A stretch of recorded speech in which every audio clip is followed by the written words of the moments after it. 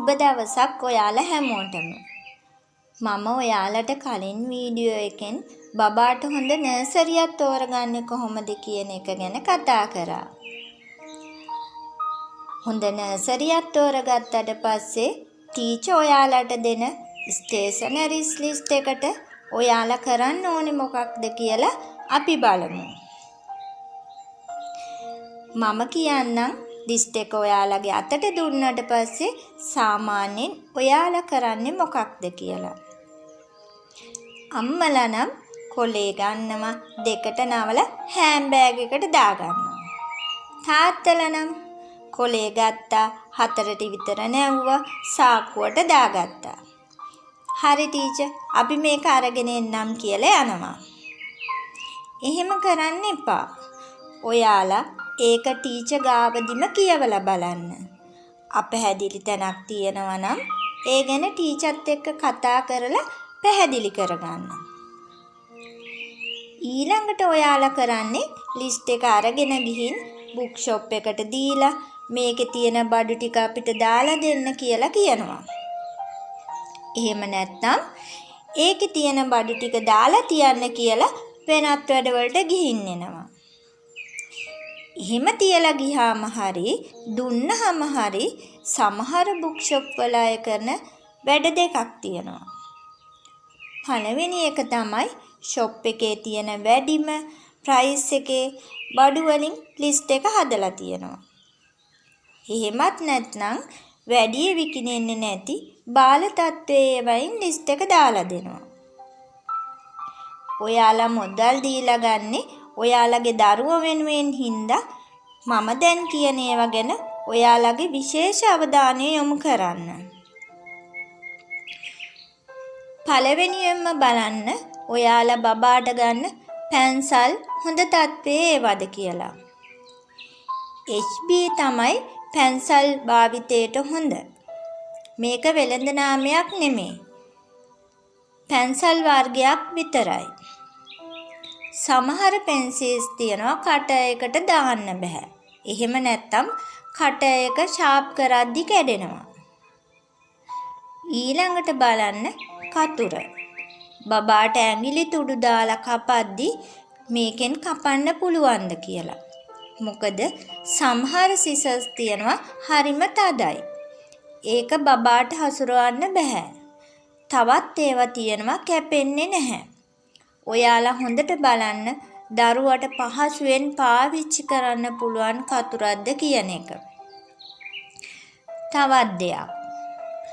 ඔයාගේ දරුවා left hand user කෙනෙක්ද right hand user කෙනෙක්ද? එහෙමනම් ඔයාගේ බබාට ගැලපෙන කතුර ඔයා බුක් ෂොප් එකෙන් කියලා ඉල්ල ගන්න ඕනේ. ඒ කියන්නේ බබා වමත්තුරු බබෙක් නම් වමතින් පාවිච්චි කරන්න පුළුවන් කතුරු දැන් වෙළඳ පොලෙන් ගන්න පුළුවන්. ඒ කතුරක් අරගන්න. අනිවාර්යෙන්ම දරුවාගේ නම permanent marker pen එකකින් ඒකේ ලියන්න. මොකද left hand user කෙනෙක්ට right hand user කෙනෙක්ගේ කතුරක් පාවිච්චි කරන්න බෑ. ගොඩක් වෙලාවට left hand use කරන බබාලා මේ ගැටලුවට මුහුණ දෙනවා.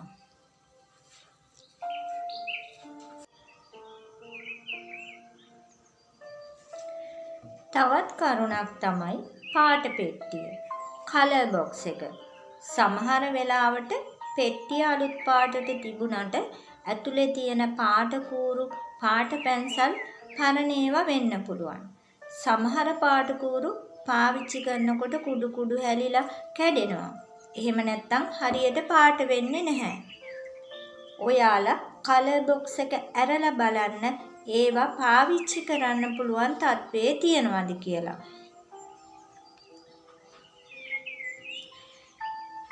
ඊළඟට අපි බලමු බබාට අරගන්න ලන්ච් බොක්ස් එකයි වෝටර් බොටල් එකයි ගැන. මම අද ඔයාලට කියලා දෙන්න යන්නේ බබාට සුදුසු තත්ත්වයේ ලන්ච් බොක්ස් එකක් වෝටර් බොටල් එකක් තෝරගන්නේ කොහොමද කියලා. ඔයාලා ගන්න ලන්ච් බොක්ස් එකේ වෝටර් බොටල් එකේ යටි පැත්තේ 5 pp BPA free. මං ආයිත් කියන්නම් 5pp BPA free කියලා සඳහන්ව තියනවද කියලා බලන්න. ආහාර ද්‍රව්‍ය හා පානීය ජලය දැමීමට සුදුසු බව තමයි එයින් සඳහන් වෙන්නේ. මොකද ප්‍රමිතියෙන් හා ගුණාත්මක බවින් යුතු ප්ලාස්ටික් වර්ගයකින් නිෂ්පාදනය කරන බඩු තමයි විශේෂයෙන්ම අපි අපේ දරුවන්ට අරන් දෙන්න ඕනේ. ඔයාලා දන්නවද සමහර අවස්ථා තියෙනවා අපිට හිතා ගන්න බෑ දරුවා ලෙඩ වෙලා. ප්‍රමිතියෙන්තර ප්ලාස්ටික් ලන්ච් බොක්ස් වලට උණුවෙන් කෑම දාලා ඒවා දරුවෝ ආහාරයට අරගෙන ආසාත්මිකතා එහෙම නැත්තම් ඇලර්ජික් තත්ත්වයට පත් වෙලා බෙහෙත් ගන්න වෙන අවස්ථා තියෙනවා කියලා.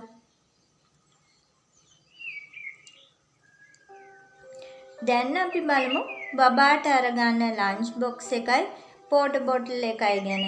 ඊළඟට බලන්න ඕනි මොනවද කියලා. ඊළඟ කරුණ තමයි ලන්ච් බොක්ස් එක බබාට පහසුවෙන් අරගන්න, ඕපන් කරන්න, ක්ලෝස් කරන්න පුළුවන් එකක් වෙන්න ඕනේ. ස්පූන් එකයි ෆෝක් එකයි ලන්ච් බොක්ස් එක ඇතුළටම දාන්න පුළුවන් එකක් නම් වැඩිය හොඳයි. වෝටර් බොටල් එක බබාට තනිවම අරගෙන ඕපන් කරන්න පුළුවන්, වතුර බොනකොට ඇඟට හැලෙන්නේ නැතුව පාවිච්චි කරන්න පුළුවන් එකක් වෙන්න ඕනේ.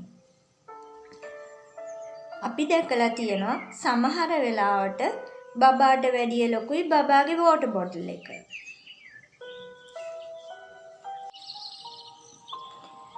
ඔයාලා බබාගේ ස්ටේෂනරි සෙට් එක ගන්නකොටම පර්මනන්ට් මාක පෙන් එකක් ගන්න. ඒකෙන් බබාගේ මේ දේවල් වල අනිවාර්යයෙන්ම නම ගහන්න. බබාගේ බෑග් එක, වෝටර් බොටල් එක, ලන්ච් බොක්ස් එක, කලර් බොක්ස් එක, පෙන්සිල් බොක්ස් එක, ඒප්‍රන් එක, ස්පූන් එක, ෆෝක් එක, සර්වියට් එක, හැන්කචීෆ් එක. තවත් දෙයක් තමයි බබාගේ සූස් වල ඇතුල් පැත්තේ. බබාට නම් දෙකක් තියෙනවා නම් බබාගේ නමේ මුල් අකුරු දෙක හරි ලකුණු කරන්න. මේස් වලත් ඒ විදිහට කරන්න. ඔයාලා අහන්න පුළුවන් ඇයි බබාලගේ සපත්තු වල මේස් වල නම ගහන්න ඕනේ කියලා. සමහර ඇක්ටිවිටි කරද්දී සූස් රිමූව් කරලා තමයි ඒවා කරන්නේ. ගොඩක් බබාලගේ සපත්තු මේස් එකම සයිස්, එකම වර්ගයේ, එකම පාට. එතකොට සමහර අවස්ථාවල ඒවා මාරු වෙන්න පුළුවන්.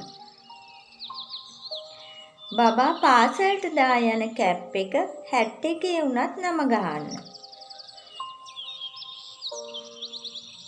තව දෙයක් තමයි දරුවගේ බෑග් එකේ අනිවාර්යයෙන්ම නම ගහන්න ඕනේ. මොකද සමහර වෙලාවට බබාට මැසේජ් එකක් දාන්න ටීචර්ට ඕනේ වුණාම ටීචර්ට ඉක්මනින්ම බබාගේ බෑග් එක අඳුර ගන්න පුළුවන් වෙන්න තමයි නේම් ටැග් කරලා තියෙන්න ඕනේ. ඊළඟ කරුණ තමයි බබාගේ පොත්වලට කවර දාන එක. බබාගේ පොත්වලට කවර දානකොට ඉටු කළ කවරට ස්ටේපර් කටු ගහන්න එපා. සෙලෝ ටේප් පලවන්න. මොකද ඉටි කවරට ස්ටේපර් කටු ගැව්වාම දරුවා ලියනකොට සමහර වෙලාවට පැන්සල් තුඩ කැඩෙනවා. පොතේ පිටු එක්ක ගැටලු ඇති වෙනවා. එතකොට එයාලට තරහ ගිහින් වැඩ නවත්තලා දානවා. ඔයාලත් මේක ප්‍රැක්ටිකල්වත් විඳිනවානේ. ඒ වගේම කවරේ උඩින් බබාගේ නම, බබාගේ පන්තිය ලියනවා වගේම අනිවාර්යෙන්ම අම්මගේ තාත්තගේ ෆෝන් නම් දෙකක් ලියන්න අමතක කරන්න එපා.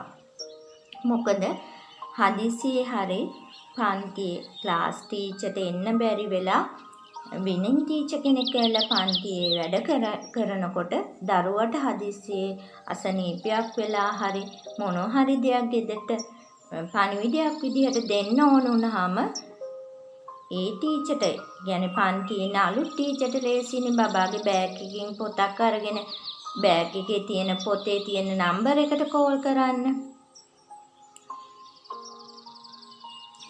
ඊළඟට බබාට අමතර ඇඳුමක් දාන්න කියලා කියනවා.